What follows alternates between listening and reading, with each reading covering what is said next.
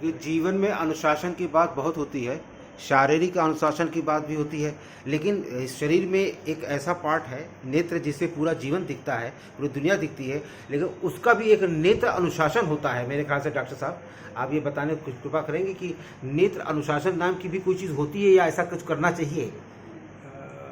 नेत्र अनुशासन जो है मतलब ये है कि जैसे आप हमारा तो इस पर ये ख्याल रहता है कि जिस दिन से आप पैदा होता है बच्चा, उसी दिन से शुरू हो जाता है अनुशासन का। और अनुशासन में सबसे ज़्यादा ज़रूरी चीज़ हम समझते हैं कि आँख का रेगुलर चेकअप कराना। जैसे आपके पास गाड़ी आती है, कभी खरीदते हैं तो उस पर लिखा रहता है ना कि इतने इतने समय पे आप जांच कराएं। तो अब यहाँ पे प्रॉब्लम ये हो गई है कि भगवान जी तो लिख के भेजे नहीं, हम लोगों को मोहर लगाए नहीं कि 6-6 महीने पे या, क्योंकि होता है कि पैदा होते ही कई बार कई बीमारियाँ जो है पकड़ में आती है। तो जब बच्चा पैदा होता है तो उसकी आँख का प्रॉपर चेकअप होना चाहिए। उसके बाद जब बच्चा स्कूल की एज का हो तब उसकी नज़र का और बाकी चीज़ों का चेकअप तो उसमें बचपन में भी होना है और स्कूल जाते समय भी सारा चेकअप होना है। फिर एक चेकअप अगर आप डिसिप्लिन के हिसाब से पूछेंगे तो एक चेकअप जो है आपका 18 साल पे होना चाहिए। और फिर रेगुलर मतलब जब जब आप करा सके बहुत अच्छा है, नहीं तो 40 साल के बाद तो प्रति वर्ष चेकअप होना चाहिए। और उस चेकअप होने से आपके बहुत सी बीमारियां होती हैं जिसमें कोई लक्षण नहीं होता है, तो वो पकड़ में आ जाती है। जैसे अब आपने कहा कि बच्चे के पैदा होने के बाद ही उसका आँख का चेकअप होना चाहिए, तो क्या ऐसे भी उदाहरण मिलते हैं कि बच्चा पैदा हुआ और वो जन्मांध हो गया, जी, और या ऐसी बीमारियां हो गई अगर उस समय उसको न देखा गया हो तो बाद में बहुत ज़्यादा भीषण रूप ले सकती थी? वो भी होता है। उसके अलावा जैसे जब पैदा हुए तो कितने प्रतिशत बच्चे हमारे यहाँ जन्मांध? प्रतिशत तो मतलब लाखों में एक होते हैं, मान लीजिए 1 लाख में। कोई एग्जैक्ट परसेंटेज हमारे यहाँ स्टैटिस्टिक्स तो बहुत क्लियर नहीं है, लेकिन ऐसा अक्सर देखा गया है कि भगवान ने जो है आँख ही नहीं दी किसी को, बच्चों को दोनों आँख ही नहीं बनी है तो जन्मांध हो गए। या बहुत सी बीमारियाँ आती हैं, आँख में टेढ़ापन है या डिफेक्ट है कोई, कोलगोमा कहलाता है। तो इस तरह से कई बीमारियाँ होती हैं जो बचपन में चेकअप करके ही पता चलती। फिर ये जो आजकल बहुत फैला हुआ है रेटिनोपैथी ऑफ प्रीमेच्योरिटी, उसमें है कि आपको बच्चा पैदा हुआ प्रीमेच्योर और उसका वेट कम है तो उसमें जो है चेकअप करना बहुत ज़रूरी होता है।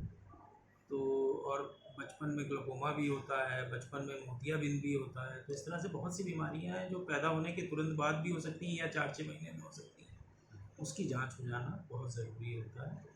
तो एक तो ये बीमारियां, और जिसमें कई बार इलाज हो भी सकता है और कई बार इलाज देर करने से फिर वो नज़र पूरी नहीं आती है। तो होना ये चाहिए सरकार को कि जब भी बच्चा स्कूल में जाए तो स्कूल में ही आई कैंप लग जाए, ऐसे लगते हैं कि आई कैंप हाँ, वगैरह? हम लोग खुद हमारे अस्पताल से किया जाता है, MDI हॉस्पिटल से। लेकिन वो वही है कि वॉलंटरी वॉलंटरी है, और वॉलंटरी में ये रहता है कि आप गए और कर दिया, तो ये हो गया। और दूसरा जो है हम लोग खुद भी ऑर्गेनाइज करते हैं कैंप्स, रूरल एरिया में कैंप ऑर्गेनाइज करते हैं, तो उसमें लोग चेकअप के लिए जो आ गए। तो आंखों को किन किन चीज़ों से बचाया जाना चाहिए? अब बचाने के लिए तो जैसे लोग काजल लगा लेते हैं आंख में, काजल लगाना है। जी हाँ, काजल लगाना है, डाइट प्रॉपर है। काजल लगाना तो बिल्कुल मना है। एक तो हमारे यहाँ हाथ में उंगली से लगाते हैं, वो गंदा हो जाता है, तो जब गंदा हो जाएगा तो वो इन्फेक्शन हो जाता है बहुत लोगों को। लेकिन हाँ, वो बहुत अच्छी सिलाई विलाई आ गई है, लोग लगाने लगते हैं, लेकिन उसको मतलब लगाने काजल ठीक है, लेकिन जिस चीज़ से इस्तेमाल करके लगाया जाता है वो इन्फेक्टेड होता वो है। ठीक नहीं, कोई उससे फ़ायदा भी नहीं है। काजल से लोग कहते हैं आँख बड़ी हो जाती है, सुंदर हो जाती है, तो ऐसा कुछ नहीं है। अच्छा, और क्या चीज़ से और बचना चाहिए? खुजलाने से? और हरी सब्जी खानी है। हरी सब्जी, बच्चे को दूध पिलाना है, जो नेचुरल फल हैं, धीरे धीरे जैसे जैसे बड़ा हो उसको खिलाना चाहिए, नहीं तो विटामिन ए की कमी हो जाती है और बचपन में खास करके होता है।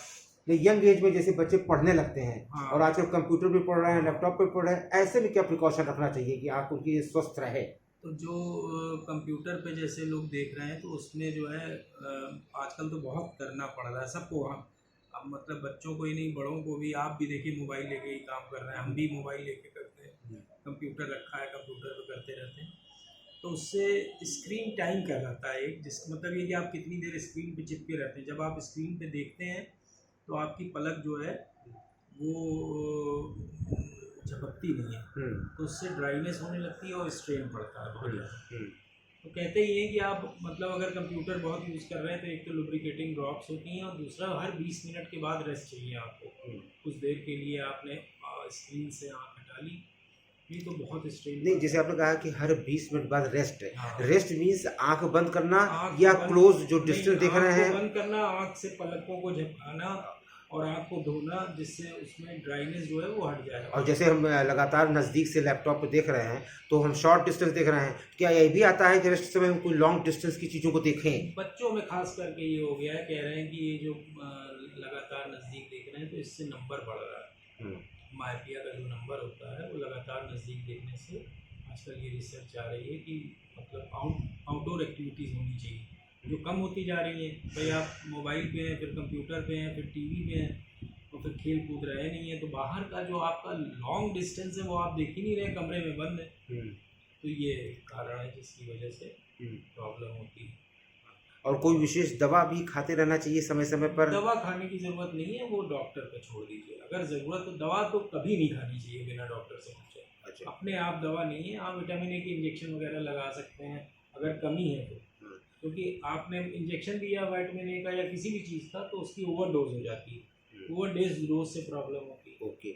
और इसके बाद जो मेन है वो एल्डरली पॉपुलेशन बियॉन्ड 40 साल जो होते हैं उनका चेकअप होना बहुत ज़रूरी है, क्योंकि जैसे समलबाई है, मोतियाबिंद है, डायबिटीज़ वाले मरीज़ हैं, उनका पर्दे का चेकअप होना बहुत, यही डिसिप्लिन है मेन।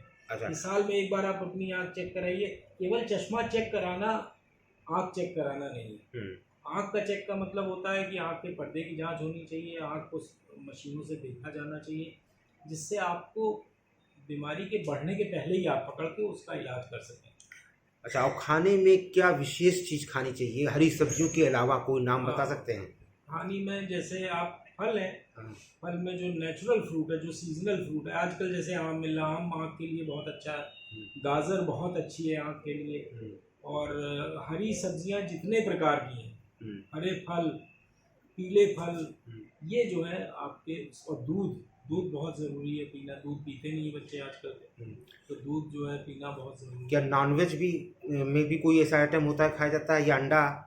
नहीं, नॉन वेज में अंडे में विटामिन ए येलो वाला जो पोर्शन होता है बहुत होता है, और वो जो खाते हैं वो खाएं, नहीं तो आप दाल वगैरह खाएं अपना, और वो खाएं। और नॉन वेज में तो मेनली प्रोटीन होता है। अक्सर कहा जाता है कि अंडे में जो येलो वाला होता है उसमें कोलेस्ट्रॉल होता है। कोलेस्ट्रॉल भी होता है, विटामिन ए भी होता है। तो उसको कब, किस उम्र में खाना बंद कर देना चाहिए, अवश्य खाना चाहिए? जैसे जैसे आप बड़े हो रहे हैं तो आपको धीरे धीरे कोलेस्ट्रॉल कम होना चाहिए। बचपन में सबसे ज़्यादा ज़रूरी है, बचपन में प्रोटीन ज़रूरत है, कोलेस्ट्रॉल की भी ज़रूरत है। लेकिन जब आप बड़े होते हैं तो हार्ट की प्रॉब्लम कोलेस्ट्रॉल से हो जाती है। अंडे में तो बहुत कोलेस्ट्रॉल है, येलो में, वाइट वाला खाइए आप। नहीं, किस एज में अंडे में अगर कोलेस्ट्रॉल भी प्रॉब्लम नहीं है, लेकिन हम एक सब लोग तो टेस्ट कराते नहीं हैं, लेकिन हम ये मान लें कि मना नहीं है, कितने साल की उम्र के बाद थोड़ा सा प्रिकॉशन रखना चाहिए, कम खाना चाहिए? 40 साल के बाद। 40 से पहले 1 अंडा 2 अंडा पीला वाला खा सकता है रोज? हाँ, अगर आपका कोलेस्ट्रॉल, कुछ लोगों को बचपन से ही कोलेस्ट्रॉल ज़्यादा होता है। अच्छा। तो उनको आप जो है वो, उनका जब जांच हुई है तो पता चल जाएगा, तो नहीं करना।